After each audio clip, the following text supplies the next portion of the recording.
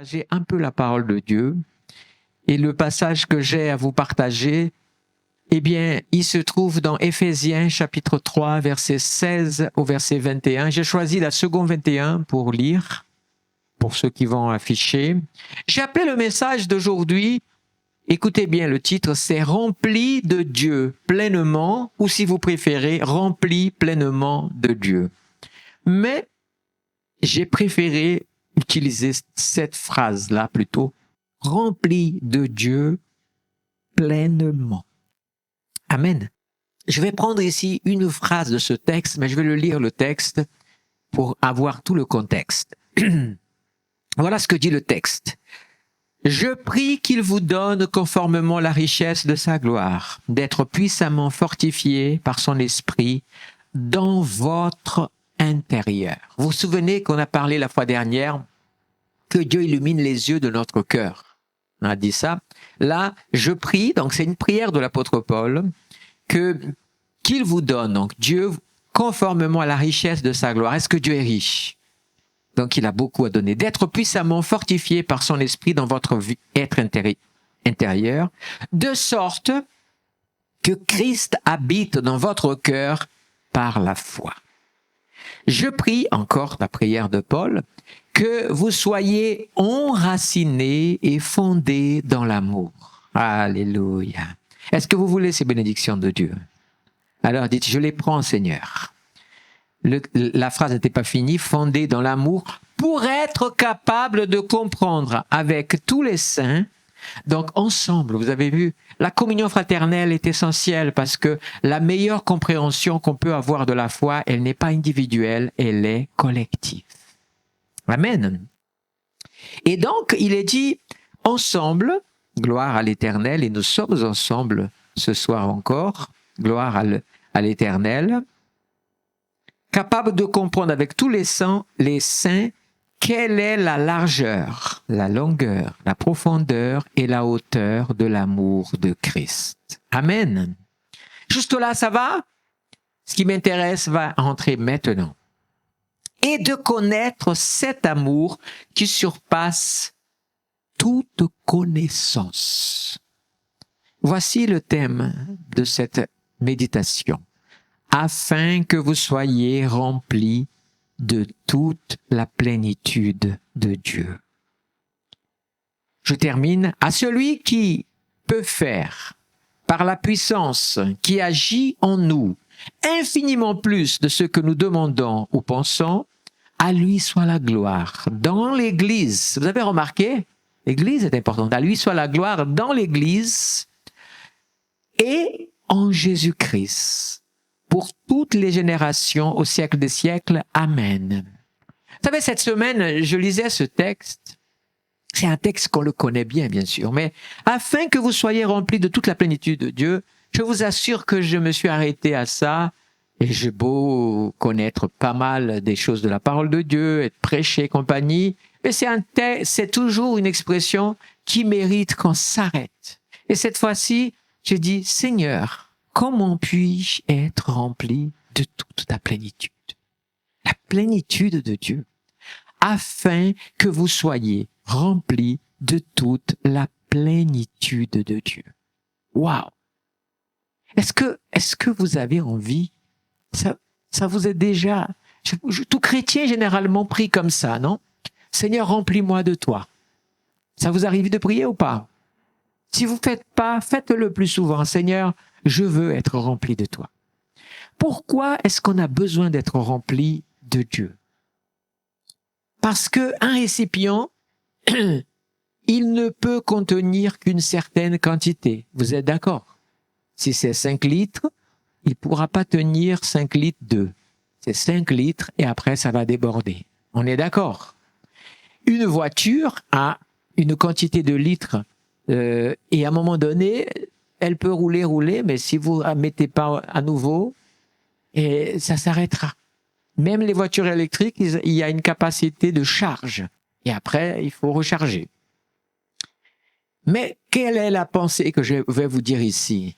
C'est que nous sommes des vases. La Bible nous dit très souvent ces choses. Nous sommes des vases.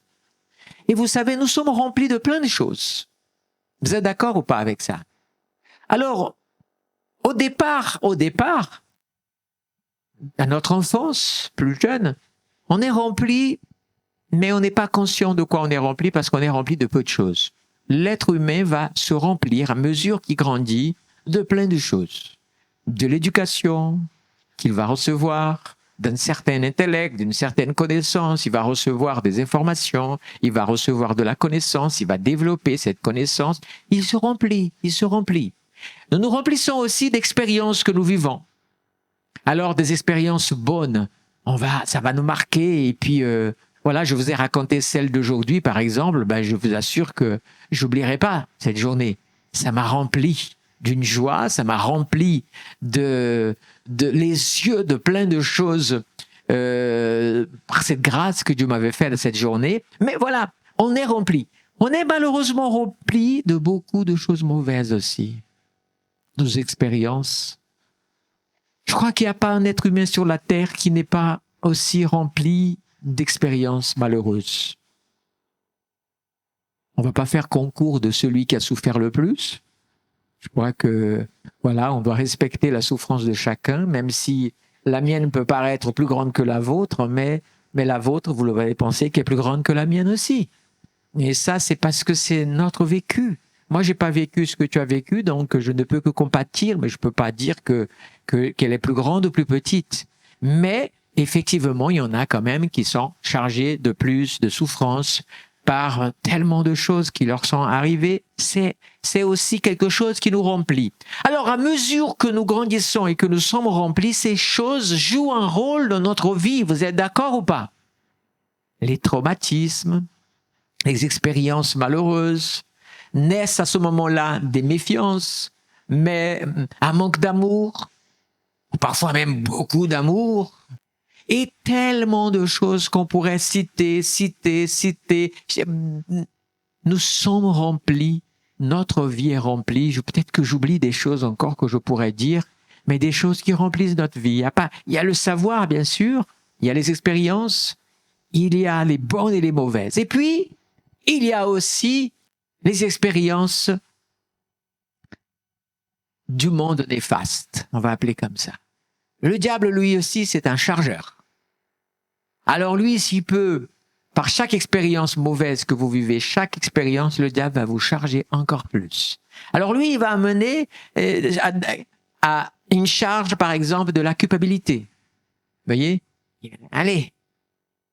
Et la personne va être vraiment chargée. La personne va être chargée, peut-être aussi, il va ajouter des blessures profondes dans l'âme. Parfois, le désir de ne pas pardonner, mais même un désir de se venger, c'est des fardeaux. Vous savez, c'est pas des choses dans lesquelles on peut être fier et dire oh, j'ai tellement envie de me venger. Il y a des gens qui sont chargés de choses aussi, comme on dit dans certains jargons, d'une énergie négative. Voilà, certains disent comme ça, d'une énergie négative.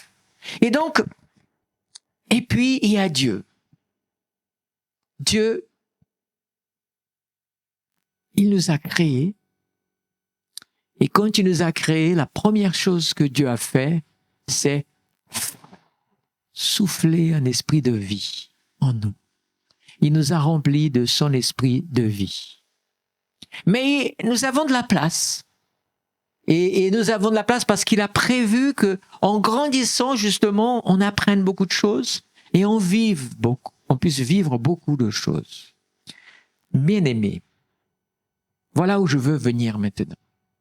C'est que nous sommes devenus des enfants de Dieu parce que nous avons reçu Christ, parce que nous avons expérimenté l'appel de Dieu de notre vie. Alors c'est là que commence un travail très particulier de notre existence, celui de se décharger et recharger. Nous ne sommes pas faits pour être vides, vous saviez ça? Je vous donne un exemple. L'oisiveté. On fait rien. Et on dit qu'elle est quoi, l'oisiveté? La mère de tous les vices. Il n'y a pas pire que quelqu'un qui est oisif. Il va finir par vouloir remplir ce vide. Et vous voyez, donc, On n'est pas fait. Une personne qui est vide, par exemple, de sentiments, elle n'est pas déjà le vide en soi est quelque chose qui manque. Alors c'est pour ça que certains ont dit, et je crois à ça, à la lumière aussi de la parole de Dieu, c'est qu'il y a un espace dans notre vie que rien ne peut le remplir. Et vous pouvez remplir votre vie d'expériences humaines, de toute forme d'expérience, même spirituelle, en dehors de Dieu, je parle. Mais tant que vous n'aurez pas rempli la particule de votre existence c'est cette petite pièce du puzzle qui ne peut aller nulle part. Elle s'appelle Dieu et elle veut vous remplir. C'est elle qui comble notre existence. C'est elle qui vient remplir et combler ce qui manque. Elle vient aussi compléter les autres choses qui sont là, qui sont de la volonté de Dieu. Alors, c'est vrai qu'il y a un travail. On ne s'arrête pas assez pour souligner cela, et c'est ce que je désire aujourd'hui, souligner cela. Où je suis dans ma démarche avec Dieu. Que je sois un chrétien lambda, ou que je sois un nouveau, que j'expérimente une nouvelle marche, même si j'avais une croyance, mais une nouvelle marche, c'est une occasion pour nous et c'est un travail qui est primordial dans lequel nous ne pouvons pas négliger.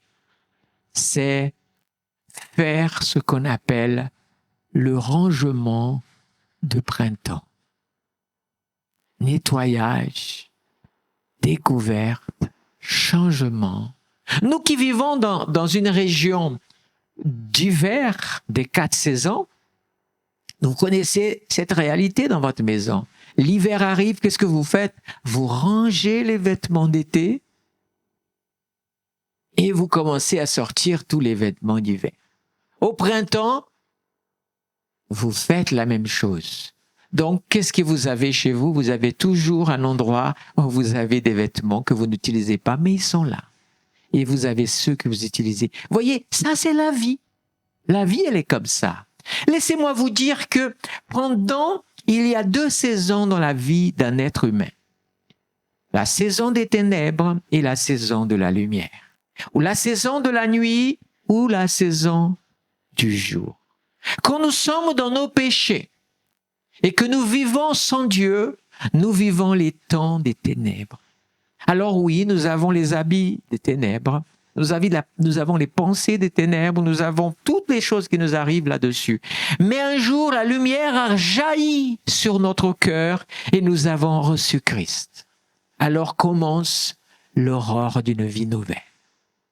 Et c'est pour ça que c'est important de comprendre qu'il n'existe pas de vie avec Christ sans que vous sentiez qu'il y a des changements qui s'opèrent dans votre vie. C'est comme le jour et la nuit. Le jour, la nuit, vous vous habillez d'une manière, le jour, vous vous habillez d'une autre manière. Donc, qu'est-ce que nous avons? Quel est le secret spirituel qu'on pourrait amener à cela?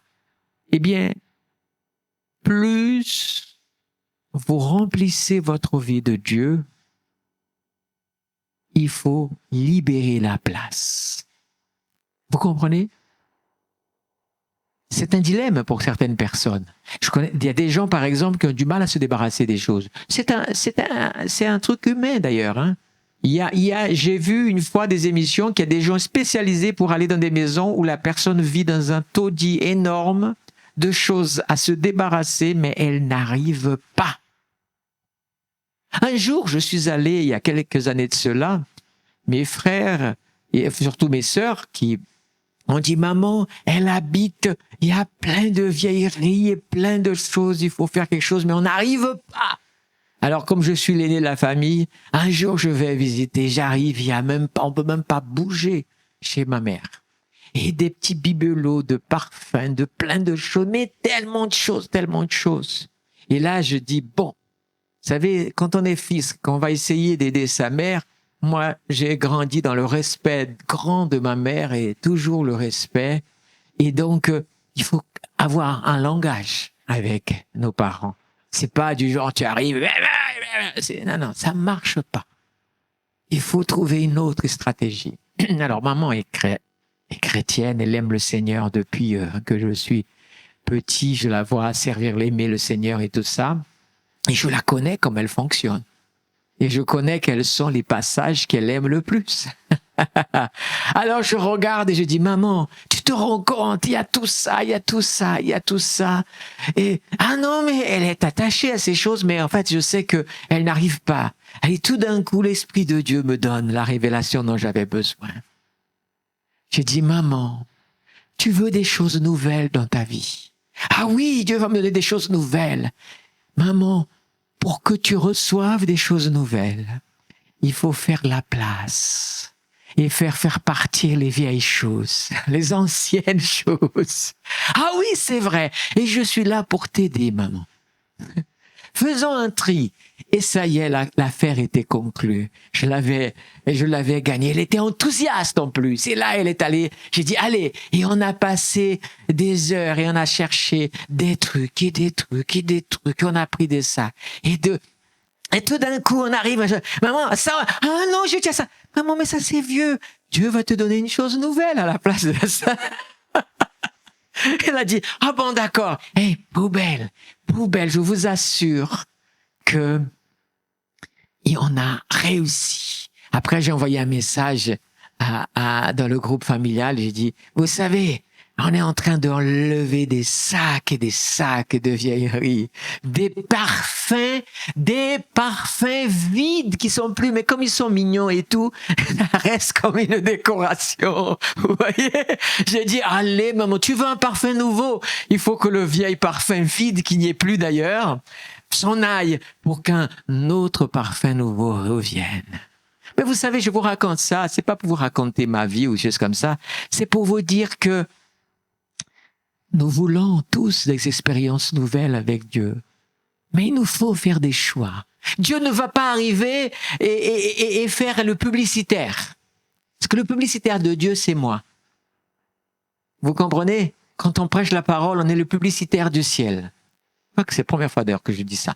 Mais en tout cas, ça veut dire qu'on vante les mérites du royaume de Dieu et on explique que, eh bien oui, Dieu, il veut vraiment amener. Et donc, dans ce texte, il y a cette volonté, comme dit Paul, que nous soyons remplis de toute la plénitude de Dieu.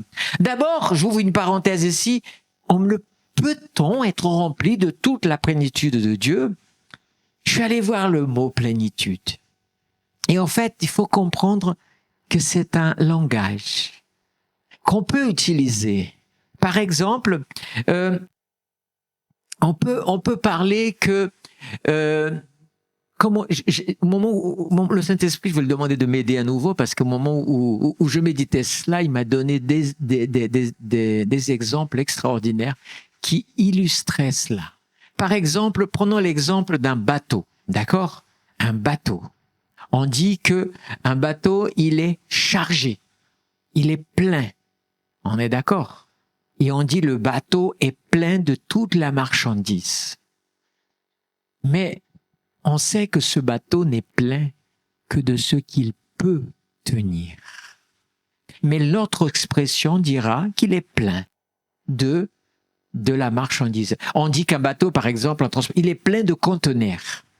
Mais la quantité de conteneurs, c'est la quantité qu'il peut recevoir. Et on utilise, et j'avais des exemples beaucoup plus encore parlants. Par exemple, on peut dire que l'eau, tout l'eau de la terre se trouve où? À la mer, n'est-ce pas? C'est un langage. On est d'accord? On parle de quoi? De remplir. Mais en fait, quand on parle d'être rempli, c'est pas dans le sens de ce qui doit remplir, mais de ce qui doit recevoir. Et donc, pour que vous compreniez, oui, Dieu a toute la plénitude pour notre vie, mais pourtant, nous n'avons pas la même plénitude de Dieu en nous. Mais nous sommes remplis, même en étant remplis. Et là, comprenez l'exemple que je vais vous dire. Je suis rempli du Saint-Esprit. C'est une expression. Combien de chrétiens sont remplis du Saint-Esprit ici? On est d'accord. Mais je vous donne un exemple. Vous avez ceux qui parlent en langue et ceux qui ne parlent pas en langue. Est-ce que les deux sont remplis du Saint-Esprit? Oui. Mais pourtant, ça veut dire qu'il y en a un qui est plus rempli que l'autre. Vous voyez maintenant?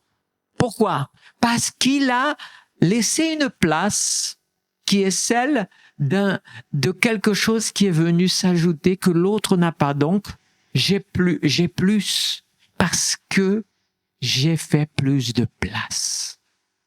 Vous comprenez maintenant?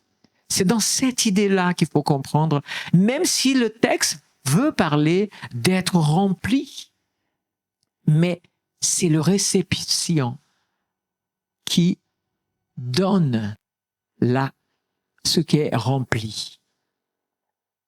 Je vais vous donner un exemple biblique pour terminer d'illustrer cette illustration-là. OK? Rappelez-vous du prophète Élisée. Le prophète Élisée, la veuve est venue la voir, elle a dit « Prophète, mon mari, ton serviteur, il est mort. Et maintenant, on est dans une situation horrible, on ne peut pas. » Et qu'est-ce qui se passe? Eh bien, il avait des dettes, et donc les créanciers vont venir et ne trouvant pas de quoi payer, ils vont prendre les enfants. Et là, le prophète va donner une solution. Il va dire quoi? Rentre chez toi. Qu'est-ce que tu as chez toi? Elle avait quoi? Elle avait une espèce de petite fiole d'huile. C'est tout ce qu'elle avait. Et puis, elle a dit, va dans le voisinage et prends tous les récipients que tu peux. Les marmites, les vases, les amphores, tout ce que tu peux, prends tout. Et rentre et enferme-toi dans la maison avec les enfants. Et ensuite, commence à remplir tous les récipients. Un message pour vous ici. Le peu de Dieu dans ta vie, si tu as la foi, peut devenir un océan. C'est ça qui est le miracle de Dieu.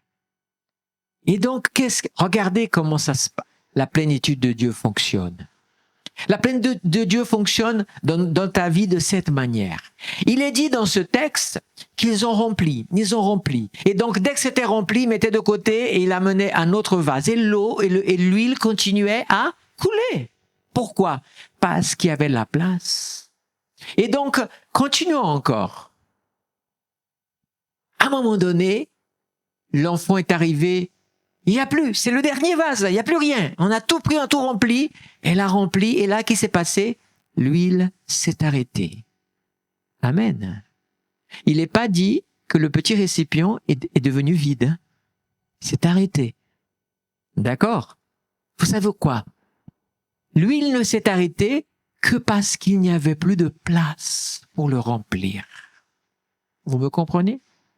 Pendant que je vous disais, le Saint-Esprit a ajouté un autre passage qu'on va citer, on le connaît en plus. Psaume 133. « Oh, qu'il est bon et agréable pour des frères de demeurer, je vais passer devant, pour demeurer unis ensemble. » Ça, c'est bien. Et après, il est dit ceci. « C'est comme l'huile, la meilleure, qui est versée sur la tête et qui descend sur la barbe d'Aaron. » Suivez le processus. L'huile coule sur la tête. Puis, elle descend sur la barbe. Donc, il est en train d'être baigné par cette huile. On est d'accord? Et puis, descend où? Jusqu'au bord de ses vêtements. Ça va? Et puis là, qu'est-ce qui se passe? Il passe un autre exemple. Il dit, c'est comme la rosée de l'Hermon. L'Hermon, c'est cette montagne haute qui se trouve du côté du Liban. Jésus a été au pied, il a peut-être même été là-bas. On dit que la transfiguration de Jésus, quand il s'est révélé à ses disciples avec Moïse, ce serait sur cette montagne. Et donc, il est dit que la rosée descend de cette montagne de Sion, de Hermon, et qui descend sur les montagnes de Sion. C'est toutes les montagnes d'Israël, ok? Et donc, on appelle ça la bénédiction. C'est quoi la bénédiction? C'est l'eau dans ce cas-là. Pourquoi? Parce qu'il y a les fontes de neige, elles coulent. Quand vous arrivez au pied, vous avez la naissance du Jourdain et d'autres rivières aussi naissent là. Mais le Jourdain est le principal. Et le Jourdain coule et il sort de là, de ce coin. On dit même qu'une des coins où naît le Jourdain se trouve dans Césarée de Philippe, où j'ai prêché une fois sur le sujet, ce qu'il y avait là-bas. Il y avait une grotte et au fond, on ne voyait pas le fond, mais naissait de l'eau. Mais bon, ça c'est souterrain. Mais le Jourdain, il grandit, et puis il arrive et il se jette sur le lac de Galilée, qu'on appelle, de Génézareth, voilà, Tibériade, tout ça, qu'on appelle mer, mais c'est un lac. OK? Et donc, tout d'un coup, vous vous rendez compte, et pour avoir la grâce d'avoir été là-bas, c'est énorme, quoi. On navigue, il y a plein de villes autour, donc la bénédiction. Pourquoi? Parce que Jésus a vécu beaucoup là, et là-bas, les gens vivent parce qu'il y a l'eau, parce que l'eau, donc, ça c'est la vie, l'eau douce, l'eau pour les poissons et tout, donc la bénédiction. Mais ça continue, il coule encore, il traverse toute la région. Il va un bras vers la Jordanie et il coule par là et tout d'un coup, il passe pas loin, il passe par Jéricho et il passe pas loin de Jérusalem, il descend et puis il va où? Jusqu'à la mer Morte, qui est très bas au niveau de la mer. Et là-bas. Et la mer Morte, elle est là, toujours. Qu'est-ce qu'on remarque dans ce domaine-là? Par rapport à l'eau, on voit qu'il n'y a pas de gaspillage. Mais ça fait quoi? Des milliers d'années que ça coule et que ça nourrit. Pourquoi? Parce que la bénédiction de Dieu est là. Le psalmiste a utilisé cet exemple. Mais le meilleur exemple, il est raconté sur le sacrificateur. L'huile sur sa tête descend sur la barbe et va jusqu'où? Jusqu'au bout de sa robe là. Mais il n'est pas marqué qu'il continue à couler par terre. Pourquoi? Parce que la bénédiction de Dieu ne se gaspille pas. Elle est à la juste mesure de tes besoins et de tes capacités. Vous comprenez? Maintenant, vous voyez où je veux en venir. Nous avons un travail, nous tous. Et parfois, ça prend des années, parfois, ça peut prendre des mois. C'est celui de se dire, est-ce que je veux être pleinement rempli de Dieu ou rempli de Dieu pleinement? C'est important. J'ai besoin de faire quelque chose. Premièrement, j'ai besoin de marcher dans la foi, par la foi. Mais en même temps, il y a quelque chose qui est mathématique. Parce que Dieu a créé les choses telles qu'elles sont. Et je suis un récipient. Qu'est-ce que je peux recevoir de Dieu? Mais tout d'un coup, alors imaginez avec moi, imaginez que je suis un vase. Vous êtes illustrateur, vous voyez un vase magnifique en or, j'espère, dans votre vision.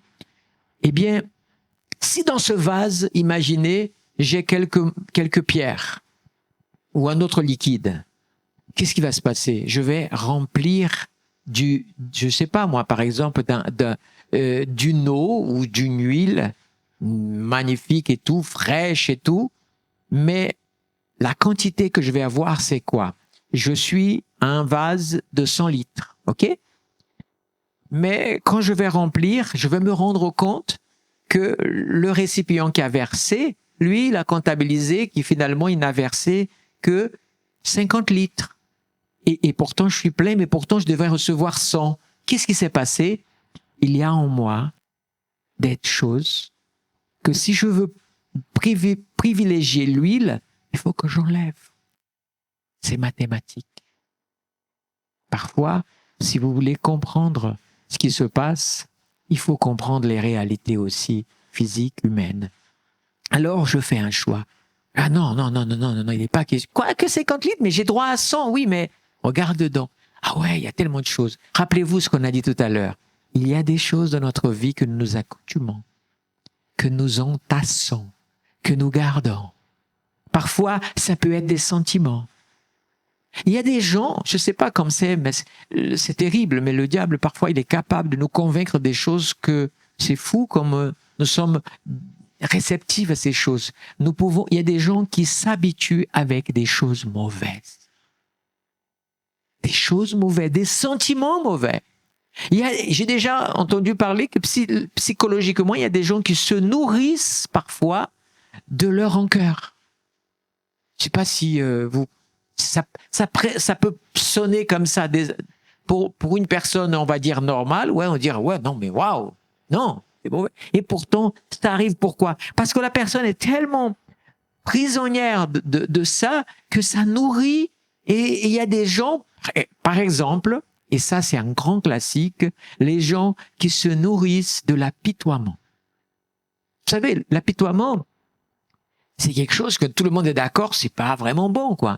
Mais c'est quoi l'apitoiement? C'est quand moi, je chante ma misère, mes souffrances. Et donc, je m'alimente avec ça. Ah oui, mais moi, on me comprend pas. Mais moi, on m'aime pas. Et moi, je ceci. Et donc, il y a des gens qui font la guerre aux autres parce que quand ils rencontrent quelqu'un qui parfois, comme moi, j'arrive un peu et puis à un moment donné, je suis un peu fatigué par ces lamentations.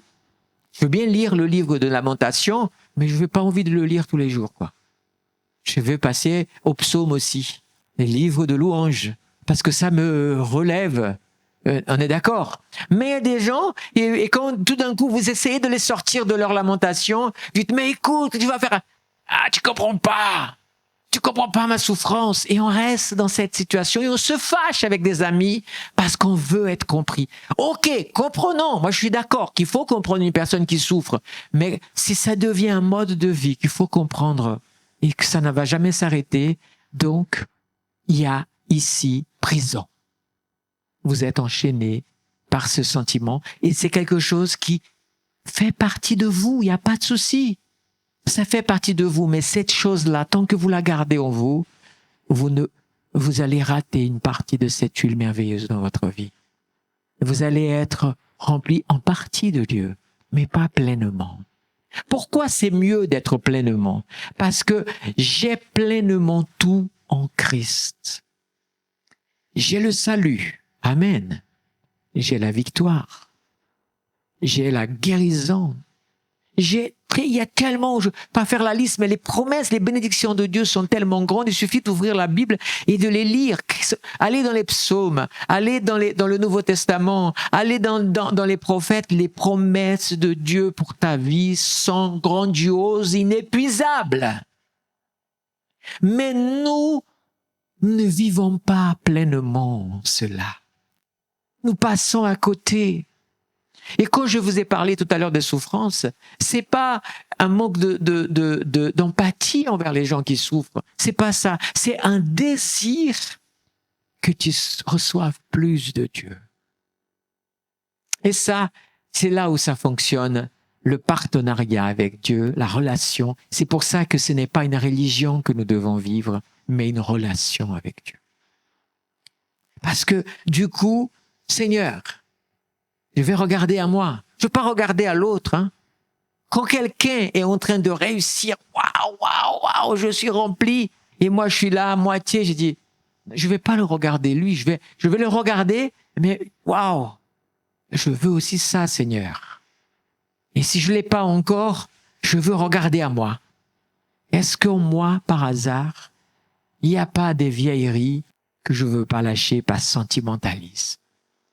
Oh, ma bouteille de parfum. Vous savez, je vais prendre cette idée du parfum parce qu'elle me plaît cette bouteille de parfum. Oh, seulement de la regarder, je me souviens. Et parfois, il y en a qui ouvrent. L'odeur y est encore. Oui, mais ça ne fait plus grand-chose parce que c'est pas le récipient, c'est le contenu. Et ici, l'Esprit de Dieu me dit quelque chose maintenant. Nous vivons dans un monde qui place l'homme au-dessus de Dieu ou avant Dieu. C'est le récipient. N'oubliez pas. N'oubliez pas que ce qui compte, c'est le contenant et pas le contenu et pas le contenant. En nous, par exemple, regardez-moi, regardez-vous. Ce que vous voyez, c'est quoi? C'est le contenant. On est d'accord? Bon, ok. Il est beau, il est magnifique, c'est ça? Non, pardon. Ou il est pas beau, ça c'est un point de vue qui vous appartient. Le point de vue de ma femme me suffit. Tous les matins, elle se lève, elle me dit, qu'est-ce que tu es beau et magnifique. Et tout d'un coup, après, je me réveille et je me rends compte que j'étais en train de rêver. Ok, bon. Ok. Mais si quand je commence à regarder à moi et je valorise le contenant, qu'est-ce qui se passe? Je ne valorise pas qu'au fond de moi, Dieu m'a donné une âme et un esprit. Qui a besoin de son esprit? Amen. Prenons un exemple encore meilleur. Une voiture. Pour les gens qui aiment les voitures ou les motos. La top de voiture. Je ne vais pas donner de marque ici parce que ça va faire de la pub. Imaginez la voiture. Vous savez, chacun imagine sa voiture. OK? Ah ouais, cette voiture. Quand vous la voyez passer, cette voiture, on est d'accord? Qu'est-ce qui se passe? Vous dites, waouh, waouh, la voiture, j'aimerais conduire. Vous regardez quoi? Le contenant. Et vous valorisez, regardez-moi la couleur, waouh! Elle est rouge ou jaune. Si vous voyez de quelle marque. OK. Mais cette voiture sans essence, elle est bien malheureuse. Hein? Vous êtes sur une route dans un désert ou je ne sais pas où avec votre moto. Et là, que tu es belle ma voiture. Ouais, mais elle ne peut rien sans l'essence. Ainsi, c'est toi et moi. Quand nous valorisons plus nous-mêmes, notre chair, plus que ce que Dieu peut nous remplir, on se rend compte que parfois, nous manque quelque chose. Nous avons besoin d'être remplis pleinement de Dieu. Amen. Ce que Dieu désire, c'est que tu sois rempli pleinement. Je vais relire ce passage que je viens de lire à la lumière de ce qu'on vient de partager. Vous voyez, finalement, je n'ai pas fait le message dans sa totalité, mais juste un verset, alors qu'il y en avait plusieurs, comme vous pouvez voir dans ma feuille. Je vais lire encore. Je prie qu'il vous donne. Regardez, donc on est en train de remplir. On est d'accord? Qu'il vous donne conformément à la richesse de sa gloire. Qu'est-ce que je sais là-dessus? Que la richesse de la gloire de Dieu est inépuisable. Il y a des hommes qui sont très riches. On dit, oh, lui, il pèse 10 milliards. On comptabilise. Il suffit de regarder une certaine revue qui est spécialisée dans ça, la Forbes, je crois. Eh bien, on dit, oh là, la dernière fois, je suis tombé Forbes avec les riches d'Afrique.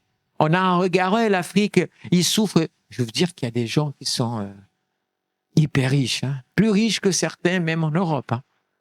Mais vous voyez, on voit ça. Dieu, on ne peut pas dire combien il pèse, parce qu'il est dit dans la parole de Dieu, l'or et l'argent m'appartiennent. Tant qu'il est le maître, et le diamant aussi. Et d'ailleurs, il suffit d'aller dans le livre de l'Apocalypse, la Nouvelle Jérusalem, pavée d'or, porte pleine de perles, c'est que le meilleur. Ça, c'est Dieu. Donc, quand j'entends ici, je prie qu'il vous donne conformément à la richesse de sa gloire, je suis en train de dire quoi? Vous pouvez y aller, quoi. Vous pouvez y aller parce que le boss là-haut, il peut assurer tout dans votre vie. Amen. Et d'être puissamment fortifié par son esprit dans votre être intérieur. Et là, c'est intéressant. C'est qu'on a parlé de sa richesse. Moi, j'ai donné l'exemple de la richesse de l'or et l'argent. Mais vous voyez, ça, c'est la partie humaine. Mais la richesse du Dieu numéro 1, c'est quoi? Son esprit. Qu'est-ce que j'ai dit la fois dernière? On a lu Éphésiens, chapitre 1er. À partir du verset 17, il est dit que le Seigneur vous donne un esprit de sagesse et de discernement afin de le connaître. On est d'accord? Et là, on dit quoi? Que vous soyez puissamment fortifiés dans son esprit, par son esprit, pardon, dans votre être. intérieure, de sorte que le Christ habite dans votre cœur par la foi. Amen. Comprenez, tout ce que vous recevez de Dieu est par la foi. Parce que Hébreu dit dans le chapitre 11, sans la foi, il est impossible de lui être agréable. Donc vous pouvez prier Dieu maintes choses, mais si vous n'avez pas la foi, vous recevez rien. Parce que il est bon que celui qui s'approche de Dieu croit qu'il existe. Donc c'est déjà la foi. Et qu'il est aussi rémunérateur, c'est-à-dire il a ton salaire pour toi. Amen. Donc Dieu a un salaire pour toi. Gloire à Dieu. Béni soit le Seigneur. Et donc, première chose, pourquoi Dieu veut te donner tout d'abord son esprit? Parce que l'esprit de Dieu, c'est le seul qui est capable de sonder Dieu. Et quand tu l'as, tu vas connaître Dieu. Donc ta première richesse, c'est de le connaître. Mais c'est que le début. Après, tu vas connaître qui? Christ. Parce qu'il a été envoyé. Il est impossible d'être sauvé sans savoir ce que Christ a fait pour nous. On est d'accord? Parce que j'ai besoin de savoir que Christ est mort pour moi, pour que je puisse l'accepter, le salut qu'il a pourvu pour moi. Donc, j'ai besoin de connaître Christ. Et là, il continue et il dit, je prie, donc il continue, que vous soyez enracinés, fondés dans l'amour. Dans l'amour. On a parlé de la foi. Ben, la foi sans amour, c'est quoi? C'est 1 Corinthiens 13 qui le dit. C'est comme une cloche qui sonne. Bam! Mais un son tellement désagréable. Ou un instrument mal accordé qui joue et que c'est désagréable. Donc, la foi et l'amour marchent main dans la main. C'est par amour que Dieu nous donne cela. Il dit encore, et il dit, pour être capable de comprendre avec tous les saints, c'est quoi? Troisième valeur, la communion fraternelle. Nous sommes plus forts ensemble, bien-aimés. C'est une règle que Dieu a établie. Individuellement, je suis plus faible que quand nous sommes ensemble.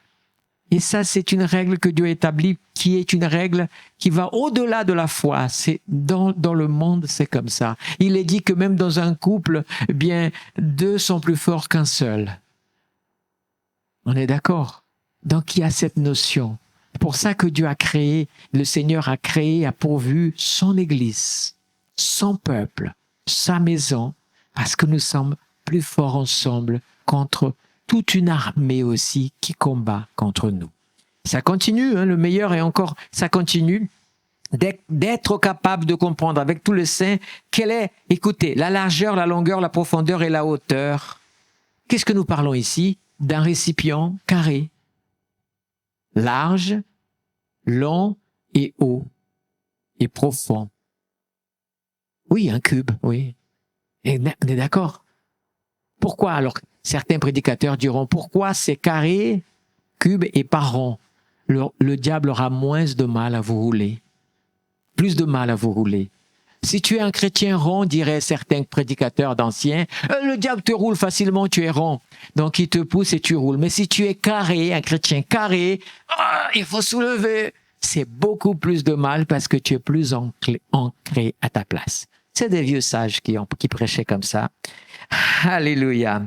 Et de connaître cet amour qui surpasse toute connaissance. Et là, afin que vous soyez remplis de toute la plénitude de Dieu. Dieu veut te remplir de tout ce qu'il a, mais c'est à toi de savoir combien tu peux recevoir. Combien tu es prêt à laisser.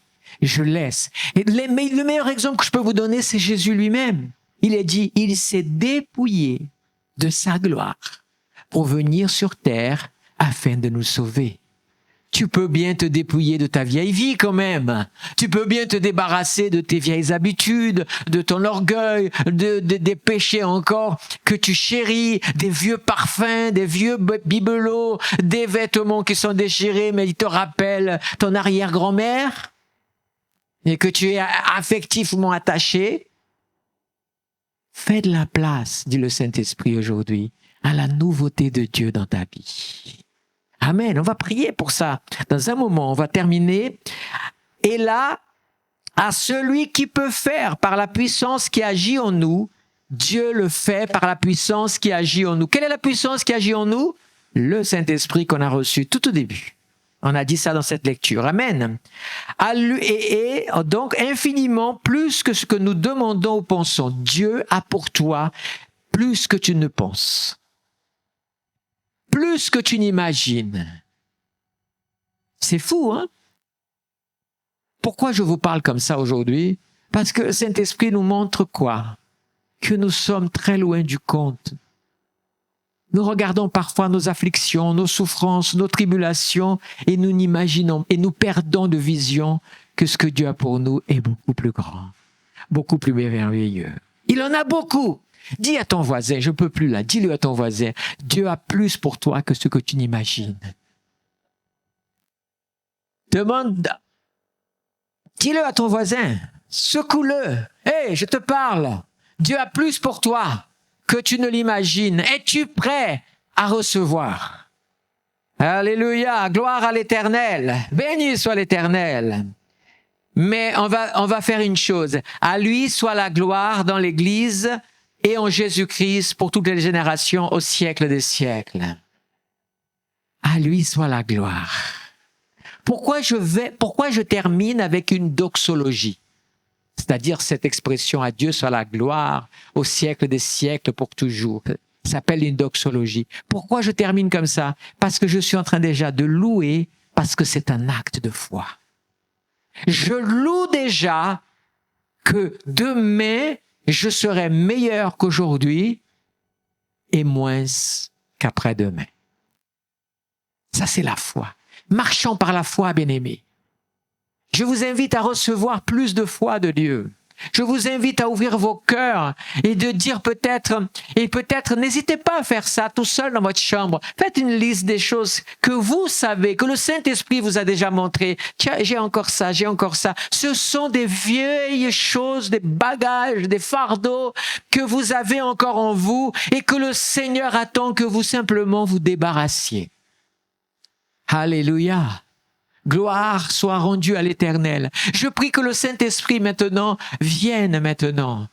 Vraiment toucher nos cœurs. Alléluia. Que cette parole commence à pénétrer. Saint-Esprit, je te prie maintenant d'amener cette parole dans le cœur, dans l'intelligence de chacun d'entre nous, afin que nous comprenions quelle est la largeur, la longueur, la hauteur et la profondeur de l'amour de Dieu pour nous. Oh Seigneur, je veux le dire avec chacun. Je veux, Seigneur, être rempli de ta plénitude. Je veux être rempli de Dieu pleinement. Dis-le. Dis-le plusieurs fois dans ta prière. Répète cela. Habitue-toi à le dire, Seigneur, je veux être rempli de Dieu pleinement. Je veux être rempli de Dieu pleinement. Alléluia. Seigneur, amène-nous, ouvre nos yeux pour voir. Illumine les yeux de notre cœur. Nous voulons voir toute la dimension. Nous voulons, Seigneur, rattraper le temps perdu, le retard que nous avons pris par notre vision, par notre myopie spirituelle, voire même notre aveuglement spirituel. Nous avons considéré parfois nos souffrances plus importantes que la solution de Dieu. Parfois, nous avons même oublié de voir et nous n'avons pas vu l'intervention de Dieu et nous ne sommes pas réjouis en lui parce que nous étions concentrés plus en nous-mêmes. Seigneur, je veux, Seigneur, rentrer dans le nouveau de Dieu dans ma vie. Alléluia.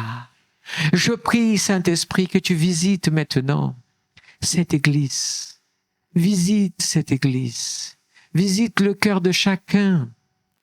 Selon la mesure de la foi, commence à, Seigneur, je te prie, à remplir. Je vais vous demander, pour tous ceux qui désirent et qui ont la foi pour recevoir ce soir, simplement de vous lever et tendre la main comme vous le savez pour recevoir. Et simplement de prier comme ça, Seigneur, remplis-moi de toi. Je veux plus de toi dans ma vie. Alléluia. Désire. Il y a la chose la plus importante que tu peux désirer, c'est je veux plus de toi.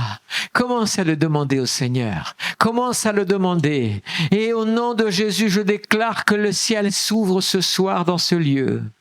Et qu'au-dessus de ta tête, au-dessus de ta vie, commence à couler une huile fraîche. Un renouveau pour ta vie. Que le Seigneur te donne la révélation de tout ce qui est vieux dans ta vie et que tu aies le désir de te débarrasser de cela. Tu sais, tu n'as pas d'effort à faire. Tu as simplement un consentement à dire. Alléluia. Le Seigneur a déjà envoyé à ta porte les déménageurs. L'entreprise de déménagement du ciel est déjà à ta porte.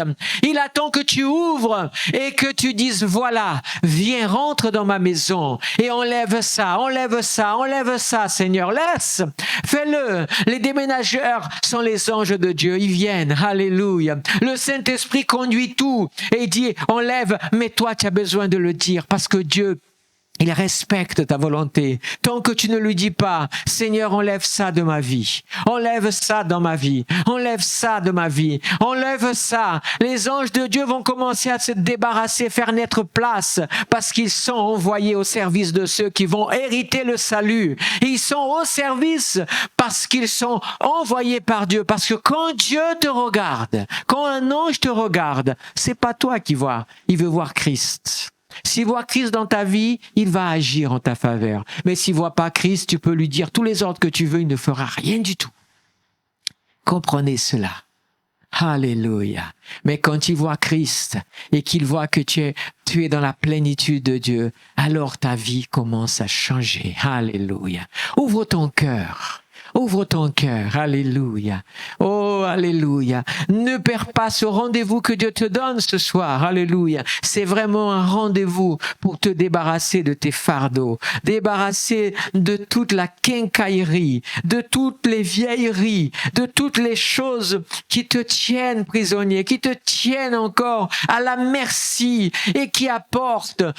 Dans ces bagages, parfois, il y a des bagages qui apportent des dommages collatéraux. Il y a des gens qui sont malades à cause de certains bagages, mais le moment où tu jettes le bagage, la maladie va avec.